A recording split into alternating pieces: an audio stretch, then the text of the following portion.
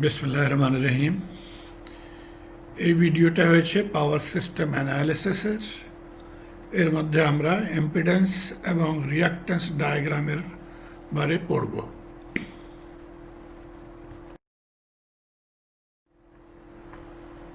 প্রথমে single line diagram কি আছে ওটা দেখি। এই সার্কিটটা দেখেন, এটা হয়েছে 3 phase Y to Y connection. এটা হচ্ছে সোর্স ওয়াই এবং load also Y, Y to Y connection. আর এটা বলা হয়েছে ব্যালেন্সড সার্কিট। ব্যালেন্সড তখন বলি যখন লোডটা same value equal value same value হয়, এটার মধ্যে কোই ফরক থাকে না, তখন এটা ব্যালেন্সড লোড হয়। ব্যালেন্সড যখন হবে তখন কারেন্ট সেম হবে ইন অল 3 লাইন্স। সেই জন্য আমরা কেবলমাত্র একটা ফেজের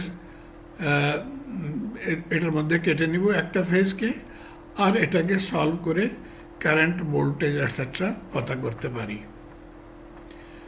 একটা ইম্পর্টেন্ট পয়েন্ট, যখন লোডটা ব্যালেন্স হয় তখন নিউট্রালের মধ্যে কারেন্ট ফ্লো জিরো হয়।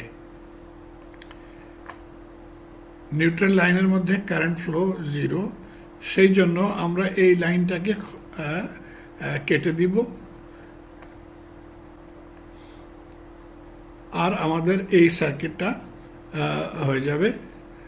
এইটাকে আমরা বলি সিঙ্গেল লাইন ডায়াগ্রাম। দেখেন এখান থেকে চলেছে আর কেবলমাত্র একটা লাইন আছে।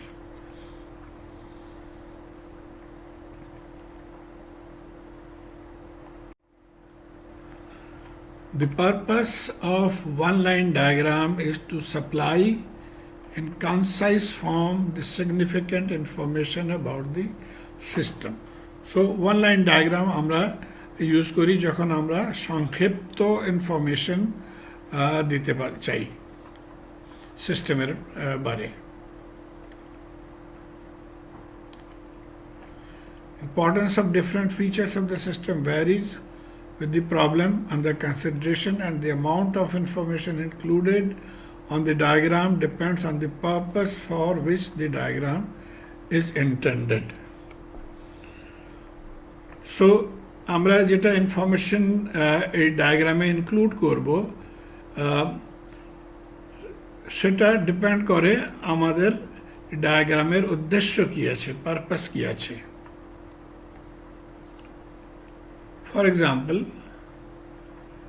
যখন আমরা লোড স্টাডি করি সেই ডায়াগ্রামে circuit breaker location, relay location এটার ইম্পর্টেন্ট নাই, সেই জন্য এটাকে আমরা ইনক্লুড করব না।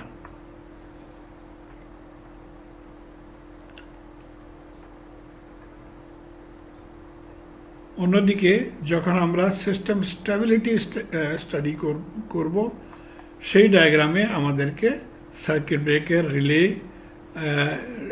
এটাকে আমরা ইনক্লুড করি।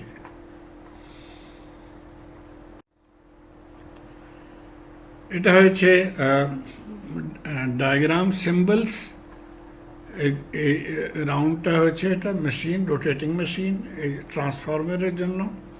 Transformer with 3 winding, fuse, current transformer, power circuit breaker, air circuit breaker, 3-phase delta, 3-phase Y connection, 3-phase Y neutral ground। এই দেখেন গ্রাউন্ডটাকে নিউট্রালটাকে গ্রাউন্ড করে দিয়েছে। Potential transformer, ammeter and voltmeter etc. এই সিম্বলগুলিকে আমরা ইউজ করব ইন সিঙ্গেল লাইন ডায়াগ্রামস। এই ডায়াগ্রামটাকে দেখেন, এটা হচ্ছে বাসবার, এটা বাসবার। এটার সঙ্গে দুইটা জেনারেটর এবং একটা লোড কানেক্ট হয়েছে। Generator grounded through reactor. দেখেন এটার Y terminal is grounded through reactance, এটার মধ্যে Y terminal is grounded through resistance, আর এটা হচ্ছে একটা লোড। তারপরে বাস বারটাকে কানেক্ট করেছে স্টেপ আপ ট্রান্সফরমারের সঙ্গে। স্টেপ আপ ট্রান্সফরমারের সঙ্গে কানেক্ট হয়েছে ট্রান্সমিশন লাইন। ট্রান্সমিশন লাইন যেখানে শেষ হয় ওখানে আমরা স্টেপ ডাউন ট্রান্সফরমার কানেক্ট করেছি।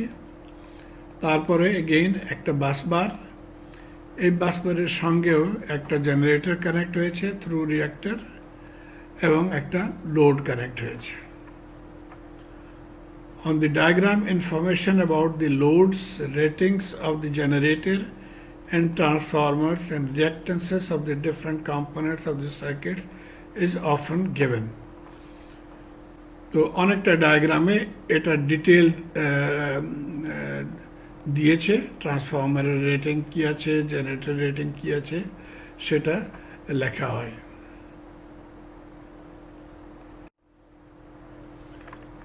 এই সিম্বলটা আমরা ইউজ করব।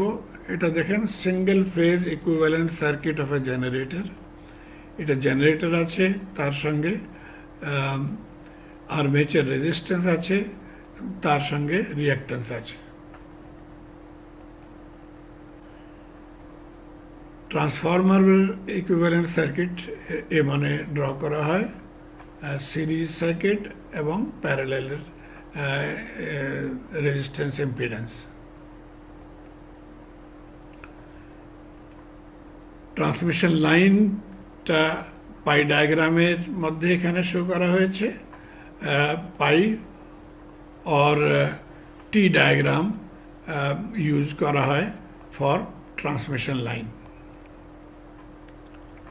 এটা হচ্ছে লোড, রেজিস্ট্যান্স এবং ইন্ডাকট্যান্স। এখন এই যেটা সিঙ্গেল লাইন ডায়াগ্রামটা আছে, এটাকে আমরা এই যে সিম্বলটা আমরা পড়েছি এটার মধ্যে আমরা রিপ্রেজেন্ট করব। এটা দেখেন এই জেনারেটরটা হচ্ছিল, ওটাকে আমরা generator armature reactance resistance armature রিঅ্যাক্ট্যান্সের মধ্যে শো করেছি। দ্বিতীয়টা জেনারেটর, তারপরে এটা আছে লোড, তার সঙ্গে ট্রান্সফরমার, এই ট্রান্সফরমারটা আসছে। তারপরে ট্রান্সমিশন লাইন আমরা পাই ডায়াগ্রামের মধ্যে শো করেছি। এগেইন ট্রান্সফরমার, লোড এবং আর একটা generator.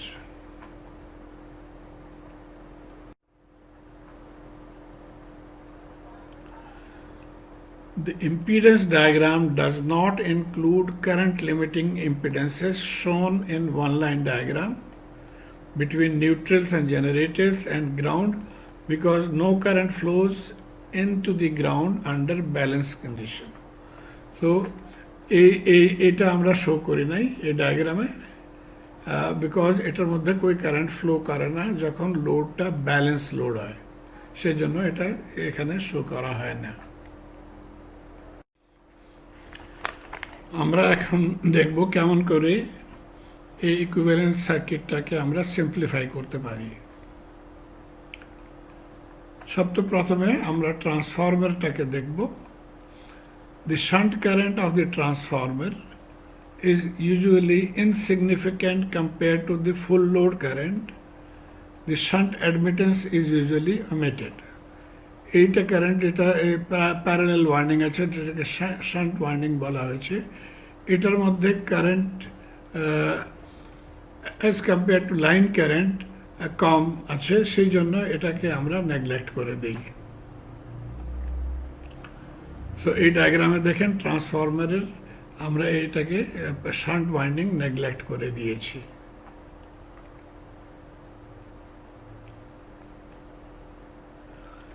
Resistance is often omitted since the inductive reactance of the system is much larger.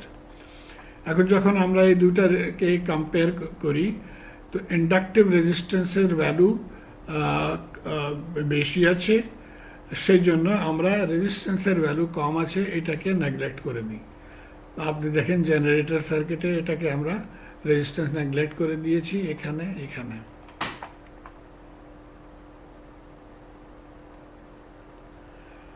Loads which do not involve rotating machinery have little effect on the total line current during a fault and are usually omitted. লোডটা line কারেন্টের কম্প্যারিজনে লোডের মধ্যে current flow কম আছে, সেই জন্য আমরা লোডটাকে neglect করে দিই। যখন লোডের মোটর আছে লোডের মধ্যে, তখন আমরা এটাকে নেগলেক্ট করতে পারবো না, সিম্পল লোড নেগলেক্ট করে দিতে পারি। সো ইন সামারি আমরা দেখেছি এখানে ফল্ট ক্যালকুলেশনের জন্য আমরা স্ট্যাটিক লোডসটাকে নেগলেক্ট করে দিয়েছি, অল রেজিস্ট্যান্সেস নেগলেক্ট করেছি, all capacitances of the transmission line, দেখুন ক্যাপাসিটেন্সেস এগুলোকে নেগলেক্ট করে দিয়েছি। তারপরে যে ডায়াগ্রামটা আমরা ড্র করব পেয়েছি, সেই ডায়াগ্রামটাকে আমরা বলি per phase reactance diagram. These simplifications apply to fault calculations only. ওই রিঅ্যাক্ট্যান্স ডায়াগ্রাম যখন আমরা ড্র করেছি, এটা কেবলমাত্র ফল্ট ক্যালকুলেশনের জন্য ইউজ করতে হবে, not for power flow studies. এবং যেহেতু আপনার কম্পিউটার ইউজ করবেন ফর সলভিং, তখন এই সিম্পলিফিকেশনের জরুরি নাই। একটা টার্ম ইউজ হয়েছে percentage value, percentage per 100. So reactance of generator, transformer, reactors are generally expressed in percentage value to permit quick short circuit calculations. এখন একটা এক্সাম্পল দেখব। টু জেনারেটরস, এই দেখেন দুটো জেনারেটর আছে, rated at 10 MVA, 10 MVA is the power, 11 kV is the voltage. একটা generator, প্রথমটা generator মনে করেন 10 MV পাওয়ার আছে, 11 kV ভোল্টেজ আছে। দ্বিতীয় জেনারেটরটা 15 MVA পাওয়ার এবং 11 kV voltage respectively are connected to the parallel bus. Parallel busের সঙ্গে কানেক্ট করে দিয়েছি।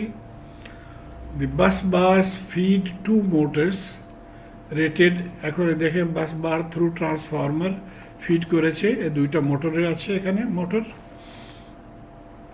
Rated at 7.5 MVA and 10 MVA respectively.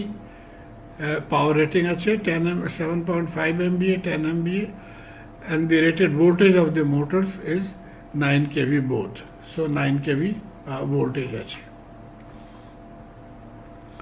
The reactance of each generator is 12% and that of each motor is 15% on their own rating. So এটা হচ্ছে reactance of generator এবং motor. Assume 50 MVA 10 kVA base and draw the reactance diagram. আসুন দেখি কেমন করে এটাকে solve করব।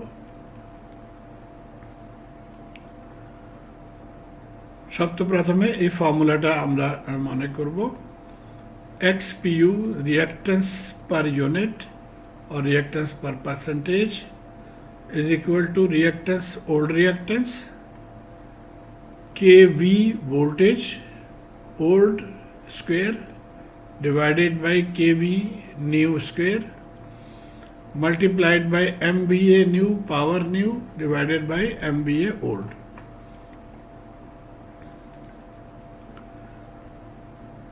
এখন রিঅ্যাক্ট্যান্স অফ জেনারেটর 1, এটা রিঅ্যাক্ট্যান্স আমরা পতা করব।